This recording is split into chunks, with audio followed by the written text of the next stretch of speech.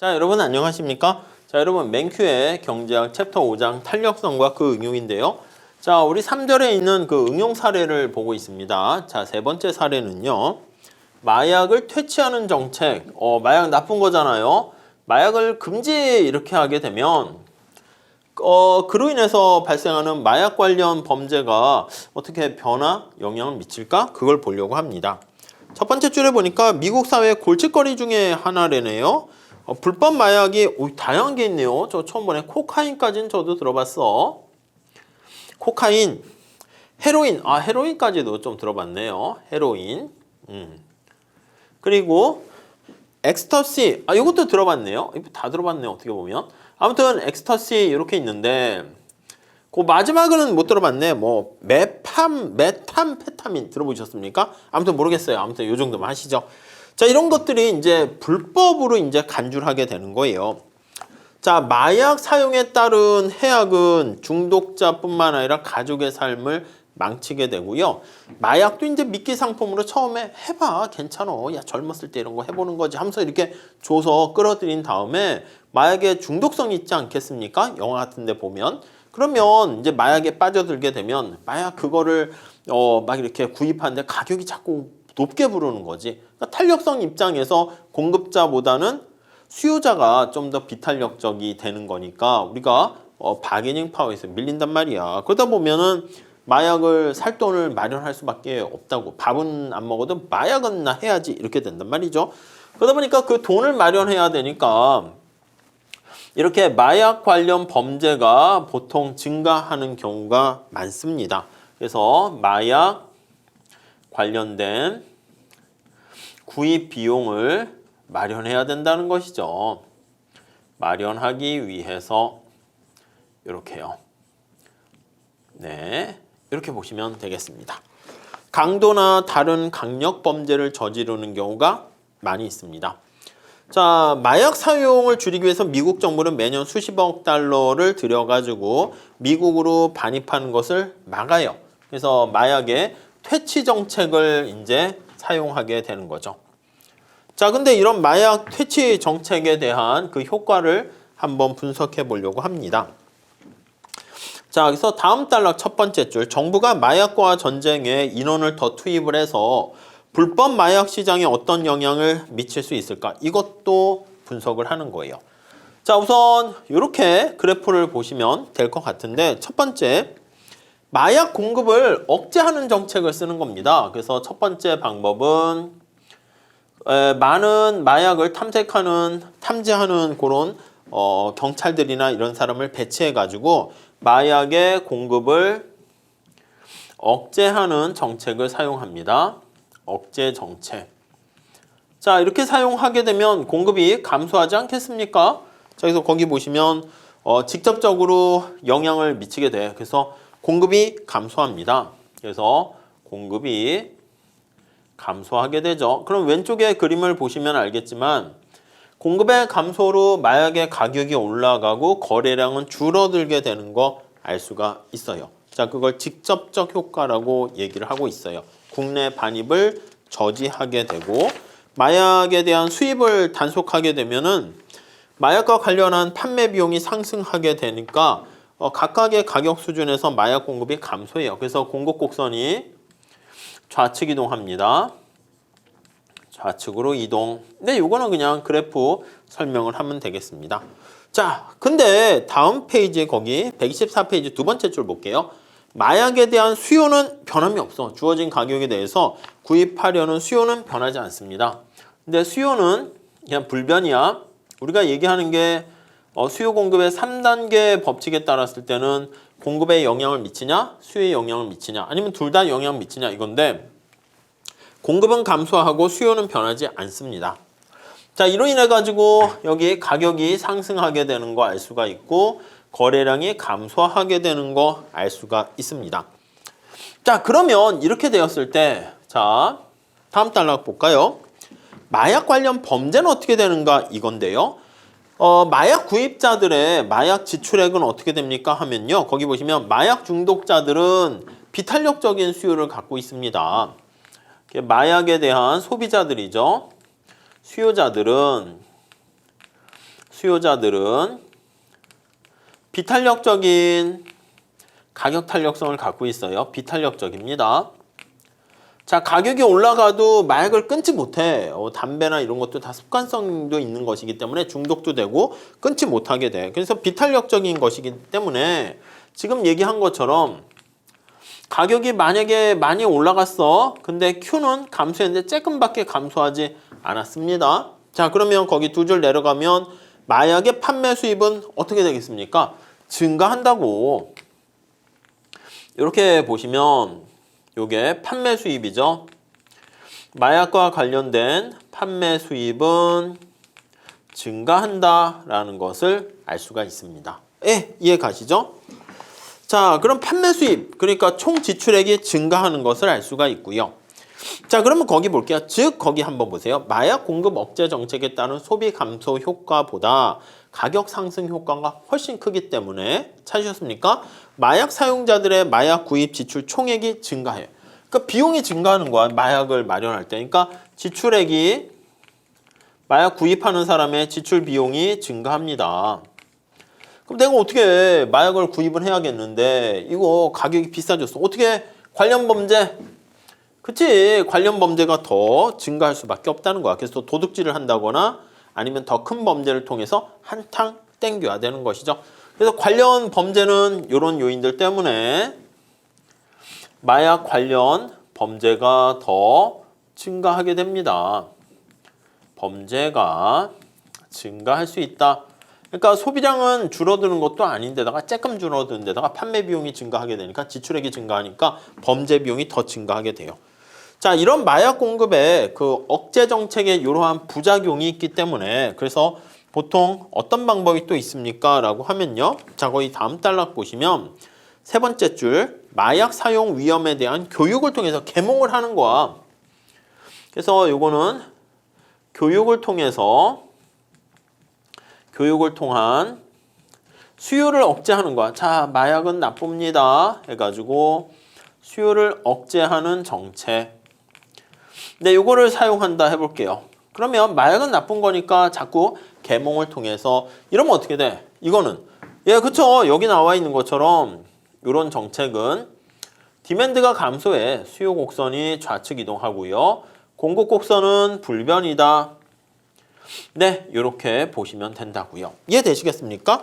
자, 그래서 수요 곡선이 좌측으로 이동하게 되면 마약의 가격은 하락하면서 거래량도 줄어들게 되는 것을 알 수 있어요. 그러면 지출 금액도 어떻게 됩니까? 지출 금액도 줄어들어. 그러니까 사람들이 마약을 판매하는 사람들이 뭐야 내가 버는 총 수입이 줄어들게 되는 것이기 때문에 아이고 남는 게 없네 해서 이제 마약 시장이 위축될 수 있다는 것이죠. 이해 가시겠습니까? 자, 그러면 어떻게 돼?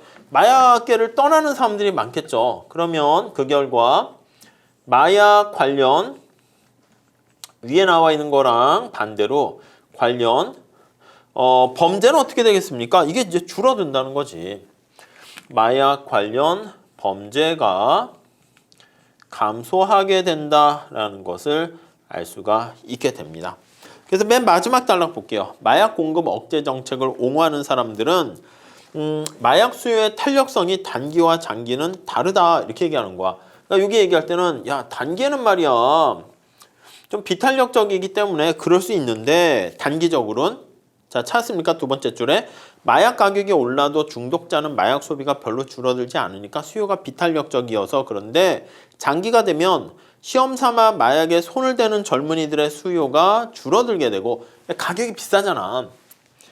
마약의 가격이 이렇게 비싸게 올라가는 거잖아. 만약에 가격이 싸면 담배 필까? 그러다 대마초? 그러니까 우리가 조금씩 그렇게 이렇게 약간 가격이 좀 조금씩 더 비싸니까 웃돈 주고 조금 이렇게 구입을 하는데 가격이 엄청 비싸면 처음 진입하는 입직구에 위치한 그런 청소년들이 손대기가 어렵다는 겁니다. 그렇기 때문에 시험 삼아서 마약에 손대는 젊은이들 수가 줄어들고 그래서 마약 중독자가 감소하게 되면 단기적으로는 마약 관련 범죄가 증가할 수는 있겠지만 이미 중독된 사람들이 그렇지만 장기적으로는 진입하는 사람들이 별로 없게 되니까 장기적으로는 감소하게 될 거다. 이렇게 얘기를 할 수 있겠다라고 보시면 되겠습니다. 오케이? 이해 가시죠? 자, 그렇기 때문에 이제 두 가지 방법이 있어요. 마약을 퇴치하는 정책이 공급을 줄인다, 수요를 줄인다. 아무튼 Q를 감소시키는 효과는 똑같지만 얘는 가격이 올라가고 얘는 가격이 내려가는 효과에 대해서 그 다음 세컨더리 파생 효과를 우리가 살펴봤다라고 보시면 되겠습니다. 자, 그 정도 한번 봐주시고요. 자, 간단 퀴즈 좀 볼게요. 자, 8번입니다.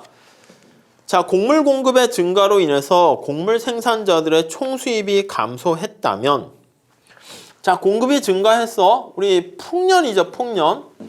풍년이 되었을 때, 네, 곡물 생산자들의 총수입이 총수입은 이렇게 TR은 P 곱하기 Q 이렇게 되는 건데, 이게 생산이 증가했잖아, 풍년이니까. 근데 얘가 감소했다라고 하면 어떤 경우에 이렇게 되겠습니까? 하면 이게 내려갔는데 내려간 게 훨씬 더 크게 변해야 되는 거죠. 자, 그럼 이걸 할 때 오해하시면 안 돼. 가격에 대해서 본다라고 하면 곡물에 대한 수요량이죠. 가격 탄력성이 어떻게 되는 거야? 가격의 변화가 훨씬 더 크잖아. 가격에 대해서 얘가 조금 변하는 거잖아. 그래서 가격 탄력성이 작다 이렇게 보시면 되겠습니다. 그래서 이런 풍년의 역설이 발생하는 것은 수요의 가격 탄력성이 수요 곡선이 비탄력적인 형태를 보이기 때문이다. 이렇게 보시면 되겠습니다. 다음 두 번째. 자, 완전 경쟁 시장에서 농민들은 결과적으로 자신의 수입을 줄이게 되는 신기술을 채택하게 되는, 우리 뒤에 시장 이론에서 할 겁니다. 완전 경쟁 시장이다라고 하면 시장에서 결정된 가격을 받아들이는 거야. 가격 수용자를 특징으로 하는데, 이게 왜 가격 수용자가 됩니까? 라고 하면 같은 농산물을 생산하는 농부 생산자들이 엄청나게 많은 거야. 생산자들이 무수히 많아서 무수하게 많아서, 그러니까 농부가 뭐 농산물을 조금 더 생산한다 해서 뭐 가격에 커다란 영향을 미치지 못하는 겁니다. 그게 가격 수용자야. 이 시장 이론에서 많이 얘기할 겁니다. 그렇기 때문에 농부 입장에서는 시장 가격에 영향은 없죠. 그러니까 여기 신기술을 받아들이게 되면은 생산량은 증가하죠. 가격은 변화가 없어요. 그러면 요거 두 개 곱한 TR은 어떻게 되겠습니까? 반드시 증가한다고. 근데 모든 농부들이 이렇게 생각한다니까? 작년에 말이야, 양파를 생산한 사람들이 돈을 많이 벌었대. 나도 양파 생산해야지. 그러니까 밭을 갈아가지고 다 양파를 생산하게 되면 양파 공급이 엄청 늘어난다니까? 근데 혼자만 그렇게 하면 모르겠는데 모두 다 같은 곳으로 가게 되면은 가격이 대폭락하는 거지. 그렇기 때문에 농부의 역설이 발생하는 겁니다. 그래서 지금 이런 경우는 그런 농부의 역설이 발생하지 않는, 그래서 가격 수용자, 가격이 경직돼 있다. 이렇게 보시면 되겠습니다. 오케이? 이 정도 보시고. 자, 다음에 10번 문제 볼게요. 125페이지. 석유에 대한 수요는 장기적으로 어떻기 때문에 장기적으로는 언제나 우리가 탄력성이 더 큽니다. 더 탄력적이기 때문에 오페크가 생산량을 감축한다면 오페크가 생산량을 줄입니다. 그럼 탄력성이 크잖아. 그럼 단기에 비해서 장기적으로 석유 가격에 미치는 효과는 더, 여러분, 탄력적이라는 건 뭐야? 가격에 대해서 올라갔을 때 얘가 조금 변해야지 탄력적인 거잖아. 그쵸? 그러니까 여기 나와 있는 것처럼 생산량을 감축했을 때 단기에 비해서 장기적으로는 가격에 미치는 효과가 별로 크지 않게 된다. 이렇게 얘기해야 됩니다. 그래서 더 작다. 이렇게요. 우리 앞서 그래프 봤잖아. 단기에는 어떻게 됐습니까? 오페크가 생산량을 감축했어. 공급 곡선이 좌측 이동했습니다. 자, 그런데 우리가 수요 곡선을 한번 생각을 해볼게요. 수요 곡선이 단기에는 이렇게 비탄력적이라니까? 근데 장기에는 좀 이게 탄력성이 좀 크다고요. 자, 그래서 탄력성이 여기서부터 이렇게 좀 크다라는 것을 알 수가 있어요. 자, 얘가 장기의 수요 곡선이야. 그리고 얘가 단기의 수요 곡선이야. 그러니까 가격에 어떻게 영향을 미치게 되겠습니까? 라고 하면 요 점을 기준으로 했을 때 단기에는 크게 변할 수 있는데 장기에는 좀 작게 변한다. 이렇게 보시면 되겠습니다. 아시겠죠? 뭐 내용 잘 좀 체크하시고요. 다음 들어갈게요.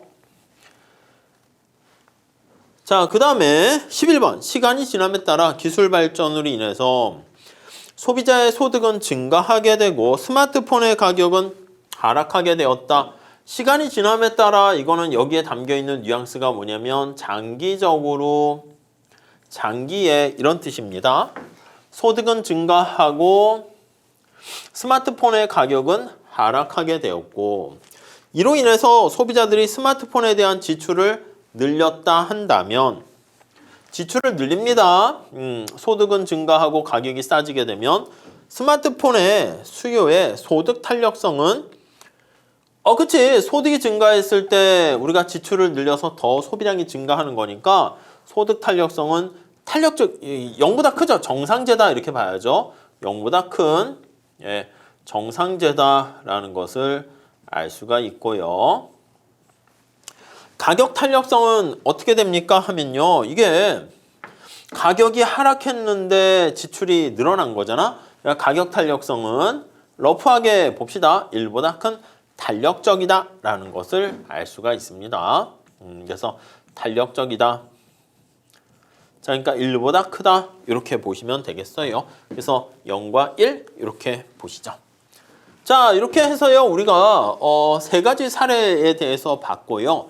결론은 그냥 간단히 보시죠. 115페이지 보시면 앵무새한테도 수요 공급이라고 하는 말하는 법만 잘 설명하게 되면 앵무새한테도 경작자가 될 수 있는 박사학위를 줄 수 있다. 그런 우스갯소리가 있는데 역시 마찬가지입니다. 우리가 경제 상황을 분석할 때 수요와 공급의 원리만 정확하게 잘 체크하시게 되면 그 의미를 보시게 되면 어떤 외부적인 충격이 발생되었을 때 그 충격 이후의 효과에 대해서 우리가 쉽게 파악할 수 있겠다라고 보시면 되겠습니다.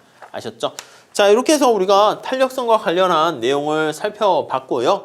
다음 시간에는 이제 수요와 공급과 관련된 여러 가지 정부의 정책을 수요 공급 곡선 가지고 살펴볼 겁니다.